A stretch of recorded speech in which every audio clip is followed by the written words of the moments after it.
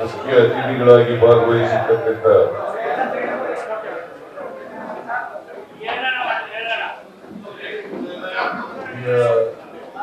ಕಾಂಗ್ರೆಸ್ಸಿನ ನಾಯಕರಾದಂಥ ಎಂ ರೇವಣ್ಣ ಅವರೇ, ರಾಜ್ ಅವರೇ, ಮುಕುಂದರಾಜ್ ಅವರೇ, ಗೋವಿಂದರಾಜ್ ಅವರೇ, ನಾಗರಾಜ್ ಮೂರ್ತಿ ಅವರೇ, ಅವರಿಂದ ಕಿರಣ್ ಕುಮಾರ್ ಅವರೇ, ಇಲ್ಲಿ ಆಗಮಿಸಿರ್ತಕ್ಕಂಥ ಎಲ್ಲ ಆತ್ಮೀಯ ಸೋದರ ಸೋದರಿಯರೇ, ಮಾಧ್ಯಮದ ಎಲ್ಲ ಗೆಳೆಯರು,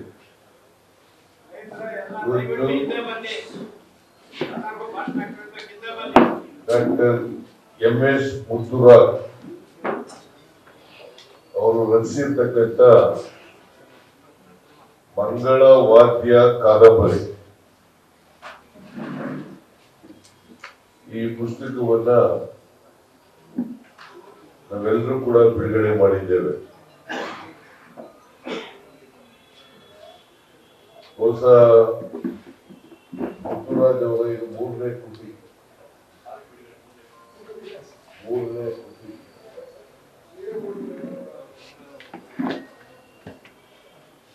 ಸವಿತಾ ಸಮಾಜದಲ್ಲಿ ಜನಿಸಿ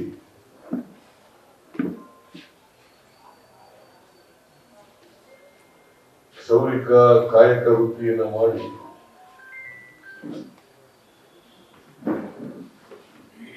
ಈಗ ಸಾಹಿತ್ಯ ಲೋಕಕ್ಕೆ ಪಾದಾರ್ಪಣೆ ಮಾಡಿ 3 ಕೃತಿಗಳನ್ನ ರಚನೆ ಮಾಡಿದ್ದಾರೆ.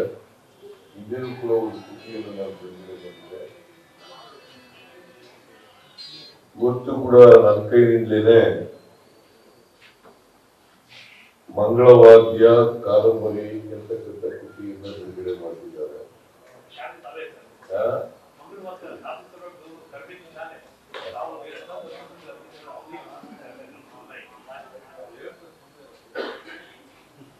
ಇವರು ಬಹುಮುಖ ಪ್ರತಿಭೆ ಇರ್ತಕ್ಕಂಥ ವ್ಯಕ್ತಿ.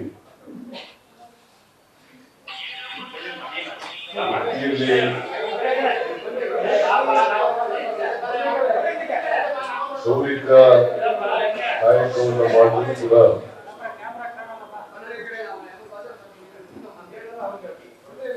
ನಟರಾಗಿ ಬಹಳ ಜನಪ್ರಿಯತೆಯನ್ನು ಗಳಿಸಿದ್ದಾರೆ. ಚಲನಚಿತ್ರ ರಂಗದಲ್ಲಿ, ಚಲನಚಿತ್ರದಲ್ಲಿ ನಟಿಸಿ ಅಪಾರವಾದಂತಹ ಜನಮನ್ನಣೆಯನ್ನು ಪಡೆದಿದ್ದಾರೆ. ಈಗ ಸಾಹಿತಿ ಕೂಡ ಆಗ್ಬಿಟ್ಟಿದ್ದಾರೆ. ಸಾಹಿತ್ಯ, ಕಲೆ, ಸಂಸ್ಕೃತಿ ಮತ್ತು ಕಾಯಕ ಇವೆಲ್ಲವನ್ನು ಕೂಡ ಮಾಡ್ತಾ ಇದ್ದಾರೆ. ಜೀವನದಲ್ಲಿ ಅವರು ಬಹಳ ಅಭಿಮಾನದಿಂದ ನಾನು ಒಬ್ಬ ಕ್ಷೌರಿಕ ಅಂತ ಸ್ವಾಭಿಮಾನದಿಂದ ಹೇಳ್ತಿರ್ತಾರೆ. ಬಹಳ ದಿನ ಅವರ ಜಾತಿಯನ್ನ, ಅವರ ವೃತ್ತಿಯನ್ನ ಹೇಳ್ಕೊಳ್ಳೋದು ಕಡಿಮೆ. ಆದ್ರೆ ಇವರು ನಾನು ಕ್ಷೌರಿಕ, ಸ್ವಾಭಿಮಾನಿ ಕ್ಷೌರಿಕ, ನಾನು ಈ ವೃತ್ತಿ ಮಾಡ್ತಾ ಇದ್ದೀನಿ, ಈ ವೃತ್ತಿನಲ್ಲಿ ಸಂತೋಷವನ್ನ ಪಡ್ತಾ ಇದ್ದೀನಿ, ವೃತ್ತಿ ಗೌರವವನ್ನ ಎತ್ತಿ ಹಿಡಿತಕ್ಕಂತ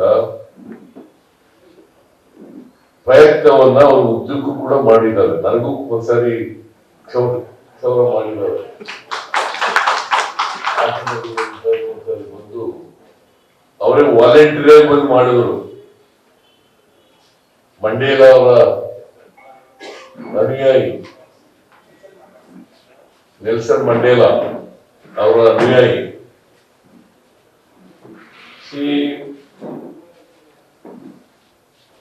ಪ್ರತಿಯೊಬ್ರು ಕೂಡ ಸಮಾಜದಲ್ಲಿ ನಾವು ಯಾವುದೇ ವೃತ್ತಿ ಮಾಡಲಿ ಅದು ಒಂದು ಕಾಯಕ.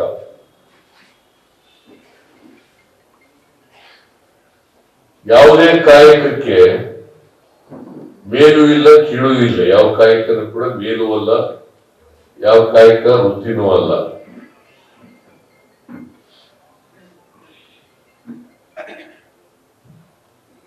ಬಸವಾದಿ ಶರಣರು ಅದಕ್ಕೋಸ್ಕರನೇ ಕಾಯಕ ಮತ್ತು ದಾಸೋಹ ಜೀವನದ ಎರಡು ಮೌಲ್ಯಗಳನ್ನ ಹೇಳಿದ್ದಾರೆ. ಹಡಪದ ಅಪ್ಪಣ್ಣ ಅವರು ಕೂಡ ಒಬ್ಬ ಶರಣ. ನಾನು ಯಾಕೆ ಹೇಳ್ತಾ ಇದ್ದೀನಿ ಅಂದ್ರೆ, ಪ್ರತಿಯೊಬ್ಬರು ಕೂಡ ಬಸವಾದಿ ಶರಣರು ಹೇಳಿರ್ತಕ್ಕಂಥದ್ದು ಕಾಯಕ ಮಾಡಬೇಕು. ಪ್ರತಿಯೊಬ್ಬರು ಕಾಯಕ ಮಾಡಬೇಕು. ಯಾವುದೇ ಮಾಡಲಿ ಕಾಯಕ ಮಾಡಬೇಕು. ಕಾಯಕ ಮಾಡಿ ಬದುಕ್ತಕ್ಕಂಥ ಕೆಲಸವನ್ನ ಮಾಡಬೇಕು.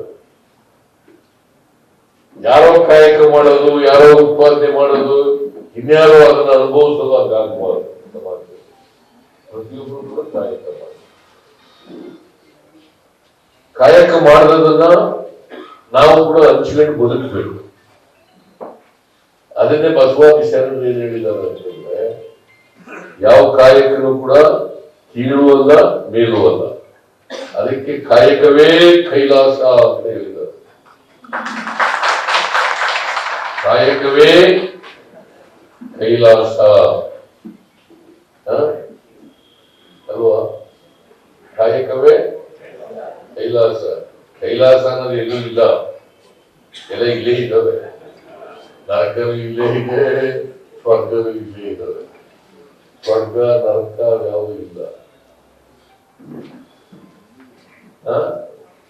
ಅದರಿಂದ ಮನುಷ್ಯ ಈಗ ಏನಿರುತ್ತೆ, ಬಸವಾದಿ ಶರಣರು ಏನ್ ಹೇಳಿದ್ದಾರೆ, ಸ್ವರ್ಗನೂ ಇಲ್ಲ ನರಕನೂ ಇಲ್ಲ. ಅಯ್ಯ ಎಂದರೆ ಸ್ವರ್ಗ, ಎಲವೋ ಎಂದರೆ ನರಕ. ಎಷ್ಟು ಸುಲಭವಾಗಿ ಅಯ್ಯ ಎಂದರೆ ಸ್ವರ್ಗ, ಎಲವೋ ಎಂದರೆ. ಅದರಿಂದ ನಾವು ಏನ್ ಮಾಡಬೇಕು, ಎಲ್ಲರೂ ಗೌರವದಿಂದ ಪ್ರೀತಿಯಿಂದ ಕಾಣ್ತಕ್ಕಂಥ ಕೆಲಸವನ್ನ ಮಾಡಬೇಕು. ಪರಸ್ಪರ ದ್ವೇಷದಲ್ಲ. ಮನುಷ್ಯನನ್ನು ದ್ವೇಷಕ್ಕಾಗತ್ತ? ನಾನು ಮನುಷ್ಯ, ನೀನು ಮನುಷ್ಯ. ನಿನ್ನನ್ನು ನಾನು ಪ್ರೀತಿಸ್ಬೇಕು, ನೀನು ನನ್ನನ್ನು ಪ್ರೀತಿಸ್ಬೇಕು. ನಾನು ನಿನ್ನನ್ನು ಗೌರವಿಸ್ಬೇಕು, ನೀನು ನನ್ನ ಗೌರವಿಸ್ಬೇಕು, ಅಲ್ವಾ? ಅದೇ ಮನುಷ್ಯತ್ವ. ಗೊತ್ತಾಯ್ತಾ? ಈಗೇನಾಗ್ತಾ ಇದೆ, ಮನುಷ್ಯತ್ವ ಬಿಟ್ಟು ಮನುಷ್ಯನನ್ನ ದ್ವೇಷವನ್ನು ಶುರು ಮಾಡ್ಕೊಂಡ್ಬಿಟ್ಟಿದ್ದಾರೆ. ಅದಾಗಬಾರ್ದು. ಯಾವುದೇ ಧರ್ಮದವನಾಗ್ಲಿ, ಯಾವುದೇ ಜಾತಿಯವನಾಗ್ಲಿ, ಯಾವುದೇ ಭಾಷೆಯವನಾಗ್ಲಿ, ಎಲ್ಲರೂ ಕೂಡ ಸಮಾನ ಗೌರವದಿಂದ ಕಾಣ್ತಕ್ಕಂಥ ಕೆಲಸವನ್ನ ಮಾಡಬೇಕು, ಅಲ್ವಾ? ಸಮಾನ ಗೌರವದಿಂದ ಕಾಣಬೇಕು. ಅದೇ ಮನುಷ್ಯತ್ವ. ಅದಕ್ಕೆ ಕುವೆಂಪು ಅವರೆಲ್ಲ ಹೇಳಿರೋದು, ಸರ್ವ ಜನಾಂಗದ ಶಾಂತಿಯ ತೋಟ ಆಗಬೇಕು ಈ ಸಮಾಜ. ಸರ್ವ ಜನಾಂಗದ ಶಾಂತಿಯ ತೋಟ ಆಗ್ಬೇಕು, ಅಲ್ವಾ?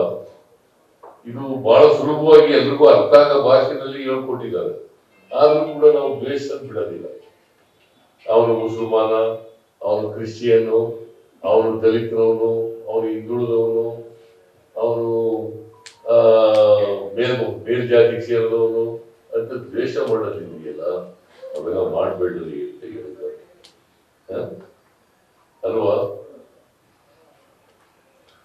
ಅದಕ್ಕೆ ಬಸವಾದಿ ಶರಣರು ಏನ್ ಹೇಳಿದ್ದಾರೆ ಅಂತಂದ್ರೆ, ಎಲ್ಲರೂ ಕಾಯಕ ಮಾಡಬೇಕು, ಕಾಯಕ ಮಾಡಿ ಬಂದಂತಂದ್ರೆ ಎಲ್ಲರೂ ಹಂಚ್ಕೋಬೇಕು.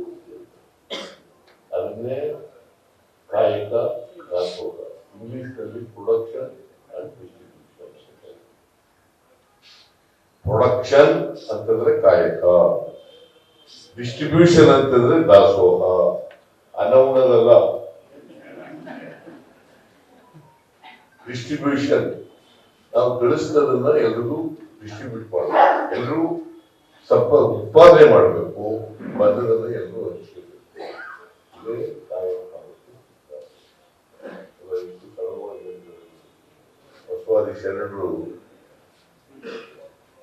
ಮೊದಲೆಲ್ಲ ಧಾರ್ಮಿಕ ವಿಚಾರಗಳೆಲ್ಲ ಸಾಮಾನ್ಯ ಜನರಿಗೆ ಅರ್ಥ ಆಗದೆ ಭಾಷೆಯಲ್ಲಿ ಅರ್ಥವಾಗದಂತ ಭಾಷೆಯಲ್ಲಿ ಬಸವಾದಿ ಶರಣರು ಏನ್ ಮಾಡೋದು ಅಂತಂದ್ರೆ ಜನರಿಗೆ ಅರ್ಥ ಆಗ ಭಾಷೆಯಲ್ಲಿ ಅವರು ಹೋರಾಟವನ್ನು ಮಾಡೋದು.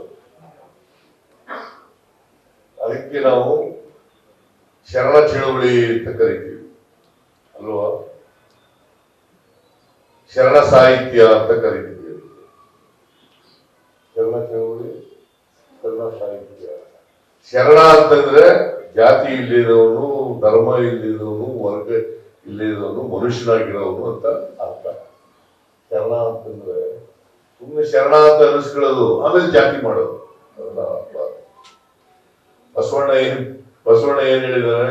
ಇವನಾರವ ಇವನಾರವ ಇವನಾರವ ಎನಿಸಲಿದೆಯ, ಇವ ನಮ್ಮವ ಇವ ನಮ್ಮವ ಇವ ನಮ್ಮವ ಎಂದೆನಿಸಯ್ಯ, ನಿನ್ನ ಮನೆಯ ಮಗನೆಂದೆನಿಸಯ್ಯ, ಕೂಡಲ ಸಂಗಮ ದೇವ.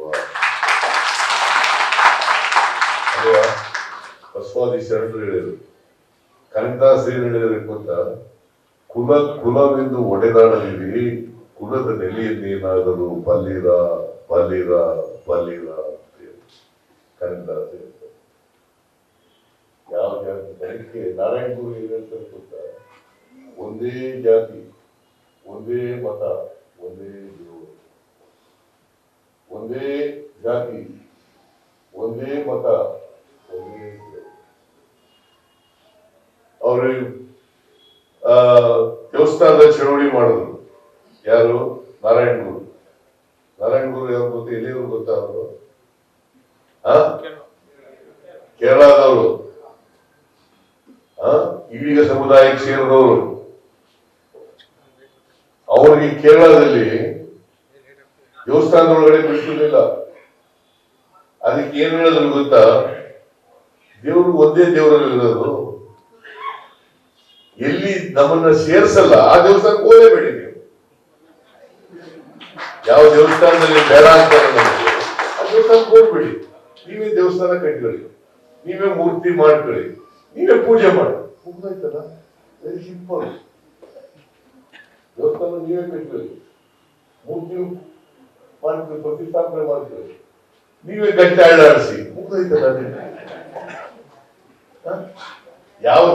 ಯಾವ ಗಂಟಾಡಿ ಬೇಡ ಅಂತಂದ್ರೆ ನಿಮ್ಗೆ ಅಲ್ಲಿ ಹೋಗ್ಬಿಟ್ರಯ್ಯ, ನೀವೇ ದೇವಸ್ಥಾನ ಕಟ್ಕೊಂಡು ನೀವೇ ಪೂಜೆ ಮಾಡ್ರಯ್ಯ ಅಂತ ಹೇಳೋದು. ಯಾರು ಹೇಳಿದ್ದು? ನಾರಾಯಣ ಗುರು. ದೇವ ಒಂದೇ ಮತ, ಒಂದೇ ಜಾತಿ. ನಾರಾಯಣ ಗುರು ಇದರಲ್ಲಿ ನಂಬಿಕೆ ಇಟ್ಕೊಂಡಿರ್ತಕ್ಕಂಥವ್ರು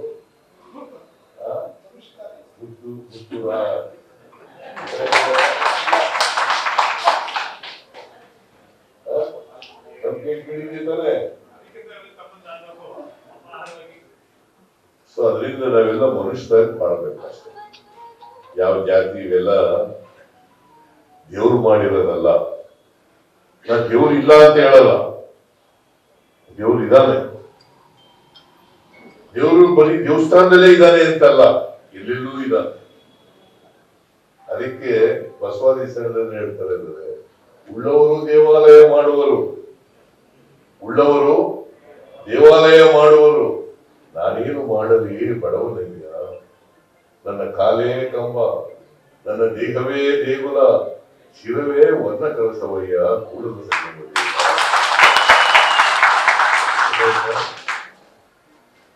ನೀವು ದೇವರು ದೇವಸ್ಥಾನ ಕಟ್ಟವ್ರು ಕಟ್ತಾರಪ್ಪ, ದುಡ್ಡಿರೋರು ಕಟ್ತಾರೆ. ದುಡ್ಡಿದ್ದವ್ರು ಏನ್ ಮಾಡ್ಬೇಕು? ಅದಕ್ಕೆ ದೇವರು ಇಲ್ಲೇ ಇದ್ದಾನೆ. ನನ್ನ ಕಾಲೇ ಕಂಬ, ನನ್ನ ದೇಹವೇ ದೇಗುಲ, ಶಿರವೇ ವರ್ಣ ಕಲಸವಯ್ಯ. ಅದು ಎಷ್ಟು ಸುಲಭವಾಗಿ ಹೇಳಿದ್ದಾರೆ. ಇಲ್ಲಿ ದೇವರಿದ್ದಾರೆ. ಅದರಿಂದ ನಾವು ಯಾರಿಗೂ ಮೋಸ ಮಾಡಬಾರ್ದು, ಯಾರಿಗೂ ಸುಳ್ಳು ಹೇಳಬಾರ್ದು, ಯಾರಿಗೂ ಕೆಟ್ಟದ್ದು ಬಯಸಬಾರ್ದು. ಯಾಕಂದ್ರೆ ದೇವರು ಇದ್ದಾರೆ. ದೇವ್ರು ನೋಡ್ತಾ ಇರ್ತಾನೆ, ನೀವು ಮಾಡೋದ್ನೆಲ್ಲ ನೋಡ್ತಾ ಇರ್ತಾನೆ. ಅದಕ್ಕೆ ಸತ್ಯವಾಗಿ ನಡ್ಕೊಳ್ತಕ್ಕಂಥ ಕೆಲಸವನ್ನು ಮಾಡ್ತಾರೆ. ಅದೇ ದೇವರು, ಸತ್ಯವೇ ದೇವರು, ಮಿಥ್ಯವೇ ಸತ್ಯವೇ ಸ್ವರ್ಗ, ಮಿಥ್ಯವೇ ನರಕ ಅಲ್ವಾ? ಸತ್ಯವೇ ಸ್ವರ್ಗ ದೇವರು, ಮಿಥ್ಯವೇ ನರಕ. ಇದನ್ನ ಜೀವನದಲ್ಲಿ ಅಳವಡಿಸ್ಕೊಂಡ್ರೆ ಸಾಕಾಗ್ತದೆ. ಈಗ ಮಂಗಳವಾದ್ಯ ಇದೆಯಲ್ಲ, ಈ ನಮ್ಮ ಮುತ್ತುರಾಜು ಜನಾಂಗದವರು ಅವ್ರು ಮಂಗಳವಾದ್ಯ ಕೂಡ ನಾನು ಇದ್ದಾಗ ಅದಕ್ಕೆ ಮುಖ್ಯಮಂತ್ರಿ ಆಗಿರುವಾಗ ಮಂಗಳವಾದ್ಯನ ಒಂದು ಶಾಲೆ ಮಾಡಿ ಮಾಡಬೇಕು.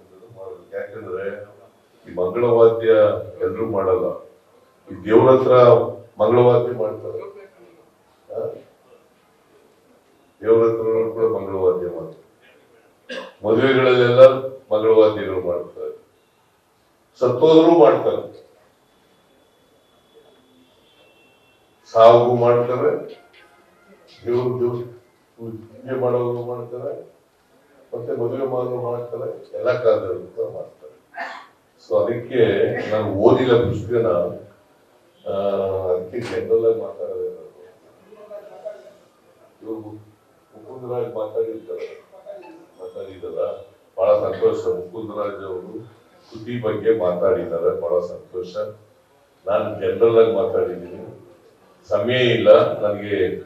ಮತ್ತೆ ಈಗ ಇನ್ನೊಂದು ಕಾರ್ಯಕ್ರಮ ಇದೆ, ಆ ಕಾರ್ಯಕ್ರಮಕ್ಕೆ ಹೋಗ್ಬೇಕಿದೆ. ಮುತ್ತುರಾಜ್ ಅವರು ಬರೆದಿರ್ತಕ್ಕಂಥ ಮಂಗಳವಾದ್ಯ ಕಾದಂಬರಿ, ನಾನು ಒಂದ್ಸಾರಿ ಎಲ್ಲ ಬಹಳ ಜನ ನರಸಿಂಹಯ್ಯನವ್ರು ಬಂದಿಲ್ಲ, ಹುಷಾರಿಲ್ಲ ಅಂತ ಬಂದಿಲ್ಲ ಅಂತ ಹೇಳಿದ್ರು. ಆ ನರಸಿಂಹಯ್ಯನವರು ಮತ್ತು ಇಂಥವರೆಲ್ಲ ಈ ಅಜಾಮಾನ ಪರ ತಗೊಳ್ಬೇಕು, ನಾನು ಅದನ್ನ ತಗೊಳಕ್ಬಿಟ್ಟೆ. ಯಾಕಂತಂದ್ರೆ ಸೊ ಅದರಿಂದ ನಾನು ಹೆಚ್ಚು ಮಾತಾಡಕ್ ಹೋಗಲ್ಲ, ಬೇರೆ ಇನ್ನೊಂದು ಕಾರ್ಯಕ್ರಮಕ್ಕೆ ಹೋಗ್ಬೇಕಾಗಿದೆ. ಕಾಂತರಾಜು ಆಯೋಗದ ವರದಿ ಜಾರಿ ಮಾಡಿ ಸ್ವಾಮಿ. ಕಾಂತರಾಜು ಆಯೋಗದ ವರದಿ, ಕಾಂತರಾಜು ಆಯೋಗದ ವರದಿಯನ್ನ ಜಾರಿ ಮಾಡಿ ಚರ್ಚೆ ಮಾಡಿ. ಚೇರ್ಮನ್ ಇಲ್ಲ ಅವರು, ಚರ್ಚೆ ಮಾಡಿ ಆಯ್ತು. ಹೆಗಡೆ ಜಯಪ್ರಕಾಶ್ ಹೆಗಡೆ ಅವರು ಚೇರ್ಮನ್, ಅವ್ರದೇ ಮಾಡಿ, ಅವ್ರದೇ ರಿಪೋರ್ಟ್ ತಗೊಂಡು ಬೇಗ. ಇನ್ನೂ ಕೊಟ್ಟಿಲ್ಲ, 2 ತಿಂಗಳು ಟೈಮ್ ಬೇಕು ಅಂದಿದ್ರು, ಮುಂದಕ್ಕೆ ಹಾಕಿದೀನಿ. 2 ತಿಂಗಳು ಟೈಮು ಕೊಟ್ಟಿದ್ದೀನಿ. ಅವ್ರು ಕೊಟ್ಟಾಗ ನಾವು ವರದಿಯನ್ನು ತಗೋಬೇಕಲ್ಲ. ತಾವೇ 152 ಕೋಟಿ ಖರ್ಚು ಮಾಡಿದ್ರಿ. ಅಲ್ಲ ಹೇಳಿದ್ದಿಲ್ಲ ಬಿಡಯ್ಯ, ಕಾಂತರಾಜು ವರದಿ ತಗೋಬೇಕು ಅಂತ ಹೇಳಿದ್ಯಾ, ಜಯಪ್ರಕಾಶ್ ಹೆಗ್ಡೆ ವರದಿ ತಗೋಬೇಕು ಅಂತ ಹೇಳಿದ್ಯಾ. ನಾವು ಅದನ್ನ ಕೊಟ್ಟಾಗ ಸ್ವೀಕಾರ ಮಾಡ್ತೀವಿ.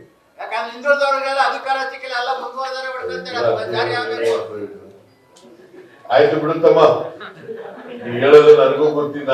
ಕಾಂತರಾಜು ವರದಿ ಕಮಿಷನ್ ಮಾಡಿದವರು ಕಾಂತರಾಜುಗೆ ಆ ಜವಾಬ್ದಾರಿ ಕೊಟ್ಟು ನಾನೇ ಅಲ್ವಾ?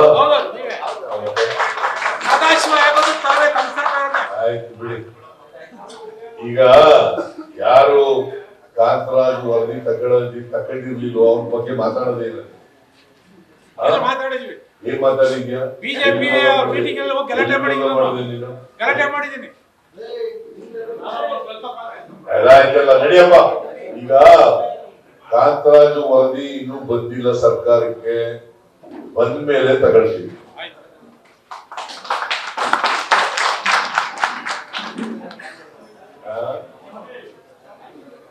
ಬಿಡಪ್ಪ ತಮ್ಮ, ಹೇಗೆ ಡೈಲಾಗ್ ಮಾಡಕ್ಕೆ ಬಂದಿರೋದು ನಾನು. ನನ್ನ ಭಾಷಣ ಕೇಳಾಗಿದ್ರೆ ಕೇಳು, ಕೇಳದವರೇ ಸುಮ್ಮನೆ ಇರು. ಆಯ್ತು. ಈ ಅಜಾಮಾನ ಪದ ಅದು ನಿಂದನಾ ಸೂಚಕವಾಗಿತ್ತು ಅಂತೇಳಿ ಅದ್ ಬೇಡ ಅಂತ ಹೇಳಿದ್ರು. ಅದಂತ ನಾನು ತಗಾಕ್ತಾ ಇದ್ದೆ,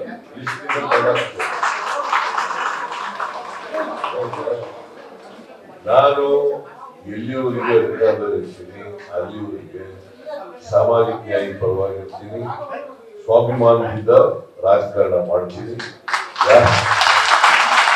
ಹಿಂದುಳಿದವರು, ದಲಿತರು, ಅಲ್ಪಸಂಖ್ಯಾತರು, ಮಹಿಳೆಯರು ಎಲ್ಲ ಯಾರ್ಯಾರು ಅವಕಾಶಗಳಿಂದ ವಂಚಿತರಾಗಿದ್ದಾರೆ ಆ ಜನರ ಪರವಾಗಿ ಇರ್ತೇನೆ ಅಂತಕ್ಕಂಥ ವಾಕ್ಯವನ್ನು ನಾನು ಕಾರ್ಯಕ್ರಮ ಮಾಡೋರು ಕೂಡ ಆ ಜನರಿಗೋಸ್ಕರ ಎಲ್ಲ ಜಾತಿಯಲ್ಲಿರ್ತಕ್ಕಂಥ ಬಡವರು, ಎಲ್ಲ ಜಾತಿಯಲ್ಲಿರ್ತಕ್ಕಂಥ ಬಡವರು, ಅವಕಾಶಗಳಿಂದ ವಂಚಿತರಾಗಿರ್ತಕ್ಕಂಥ ಜನರು, ಐತಿಹಾಸಿಕ ಕಾರಣಗಳಿಂದ ಅವಕಾಶಗಳಿಂದ ವಂಚಿತರಾಗಿರ್ತಕ್ಕಂಥ ಜನರು, ಆ ಜನರನ್ನ ಅವ್ರ ಜನರಿಗೆ ಆರ್ಥಿಕವಾಗಿ ಸಾಮಾಜಿಕವಾಗಿ ಶಕ್ತಿ ತುಂಬತಕ್ಕಂಥದ್ದೇ ನಮ್ಮ ಕೆಲಸ ಅಲ್ವಾ? ಸರ್ಕಾರದ ಕೆಲಸ ಅಂತಂದ್ರೆ ಯಾರು ಆರ್ಥಿಕವಾಗಿ ಸಾಮಾಜಿಕವಾಗಿ ಶಕ್ತಿ ಇಲ್ಲ ಆ ಜನರಿಗೆ ಆರ್ಥಿಕ ಸಾಮಾಜಿಕ ಶಕ್ತಿಯನ್ನು ತುಂಬತಕ್ಕಂಥದ್ದು. ಆ ಕೆಲಸನ ಪ್ರಾಮಾಣಿಕವಾಗಿ ಮಾಡುತ್ತೇವೆ ಅಂತಕ್ಕಂಥ ಮಾತುಗಳನ್ನು ಹೇಳಲಿಕ್ಕೆ ಬಯಸ್ತೇನೆ. ಯಾರು ಏನಾರ ಹೇಳಿ ಟೀಕೆ ಮಾಡ್ಲಿ, ವಿರೋಧ ಪಕ್ಷದವರು ಟೀಕೆ ಮಾಡ್ತಾರೆ, ಪಾಪ ಅವ್ರಿಗೇನ್ ಗೊತ್ತಿಲ್ಲ, ಟೀಕೆ ಮಾಡ್ತಾರೆ. ಈಗ ನಮ್ಮ ಗ್ಯಾರಂಟಿಗಳನ್ನೆಲ್ಲ ಅವಹೇಳನ ಮಾಡ್ತಕ್ಕಂಥ ರೀತಿಯಲ್ಲಿ ಮಾತಾಡ್ತಾರೆ. ಈಗ 130 ಕೋಟಿ ಜನ ಹೆಣ್ಣುಮಕ್ಕಳು ಫ್ರೀಯಾಗಿ ಬಸ್ ನಲ್ಲಿ ತಿರುಗಾಡಿದ್ದಾರೆ ಅಂತ ಹೇಳಿ ಗೊತ್ತಿದೆ ಅವ್ರಿಗೆ. 130 ಕೋಟಿ ಜನ, ಒಬ್ಬರಲ್ಲ ಇಬ್ಬರಲ್ಲ, 130 ಕೋಟಿ ಜನ ಹೆಣ್ಮಕ್ಳು ಫ್ರೀಯಾಗಿ ತಿರುಗಾಡ್ತಾ ಇದ್ದಾರೆ. ನೀನು ಬಸ್ ನಲ್ಲಿ ಬರ್ತಾ ಇದೆಯಲ್ವಾ, ಫ್ರೀಯಾಗಿ ಅಲ್ವಾ? ನೋಡಿ, ಇವಳು ಧಾರವಾಡದವಳು, ಅಲ್ಲಿಂದ ಇಲ್ಲಿ ಬರ್ತಾಳೆ ಫ್ರೀಯಾಗಿ. ನೀವೆಲ್ಲ ಹೆಣ್ಮಕ್ಳೆಲ್ಲ ಬಸ್ ನಲ್ಲಿ ತಿರುಗಾಡ್ತೀರಾ? ನೀನು ಮತ್ತೆ ಸಮಾಧಾನ ಆಗಿದೆ ಇಲ್ವಾ? ಮತ್ತೆ ಬಿಜೆಪಿ ಅವ್ರಿಗೆ ನೀನ್ ಬಸ್ ನಲ್ಲಿ ತಿರುಗಾಡ್ತೀರದೇ ಗೊತ್ತಿಲ್ವಲ್ಲ ಅವ್ರಿಗೆ, ಸುಳ್ಳು ಹೇಳ್ತಾವ್ರೆ.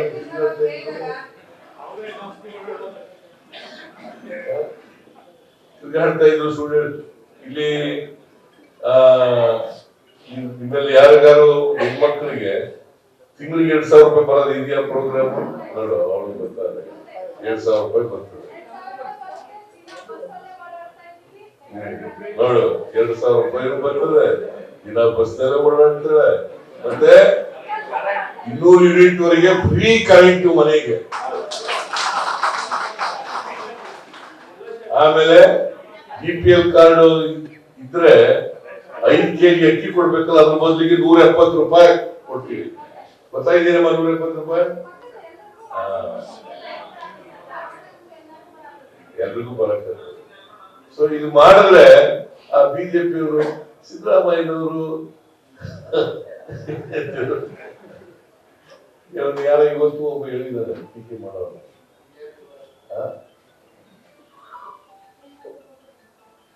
ಇವರು ಬಿಜೆಪಿ ಅಧ್ಯಕ್ಷ, ಅವನ ಹೆಸರು ಹೇಳಕ್ ಹೋಗಲ್ಲ ನಾನು, ಬಿಜೆಪಿ ಅಧ್ಯಕ್ಷ, ಅವರು ಟೀಕೆ ಮಾಡಿದ್ದಾರೆ. ಏನ್ ಮಾಡೋದು? ಅವ್ರು ಏನಾರ ಟೀಕೆ ಮಾಡ್ಲಿ, ನಿಮ್ ಜೊತೆ ನಾವು ಇರ್ತೀವಿ ಅಷ್ಟೇ.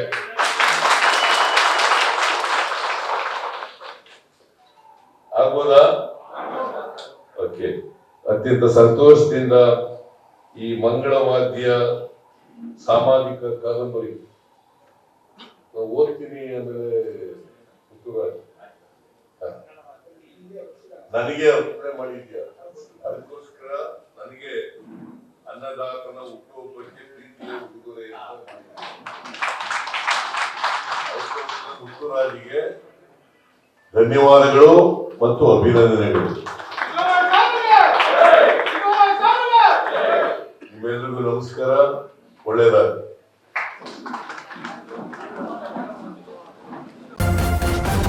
ನ್ಯೂಸ್ ಫಸ್ಟ್, ನಿರ್ಭೀತಿಯಿಂದ ನಿಮ್ಮ ಪರವಾಗಿ.